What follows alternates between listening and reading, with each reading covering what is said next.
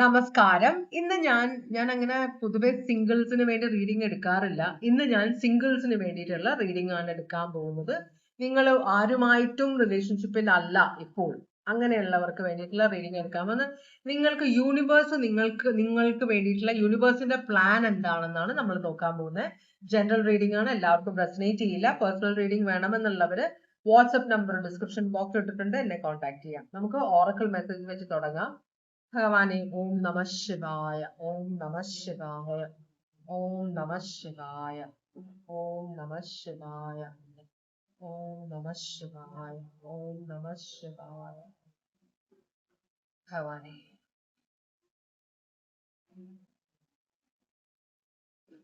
സിംഗിൾസിന് വേണ്ടിയിട്ടുള്ള യൂണിവേഴ്സിന്റെ പ്ലാൻ എന്താണ്? അതാണ് നമ്മൾ നോക്കുന്നത്. 2026 കാര്യമാണ് നമ്മൾ നോക്കുന്നത്. എന്താണ് നടക്കാൻ പോകുന്നത്? അപ്പൊ നമുക്ക് ഓറക്കിൾ മെസ്സേജ് വന്നിട്ടുണ്ട് ഇവിടെ.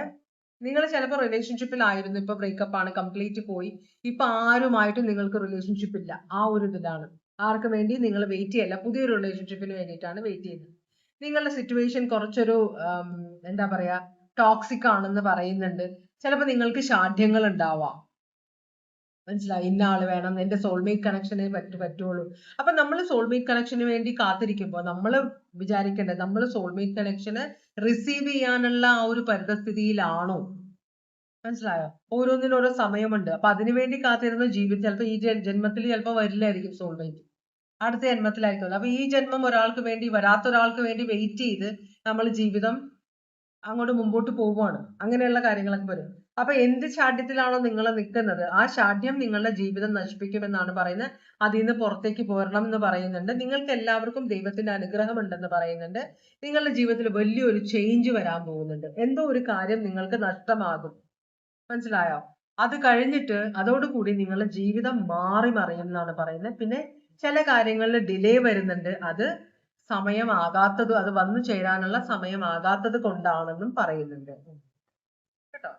അപ്പോ നമുക്ക് റീഡിങ്ങിലേക്ക് പോവാം. എന്താണ് നിങ്ങളുടെ ജനറൽ എനർജി? എന്താണ് അത് നമുക്കൊന്ന് നോക്കാം. നിങ്ങളുടെ എനർജി എന്താണ് ഇപ്പൊ?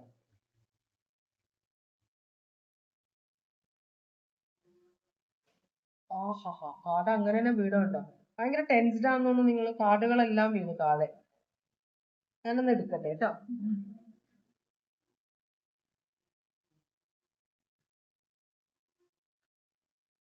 എല്ലാം കൂടെ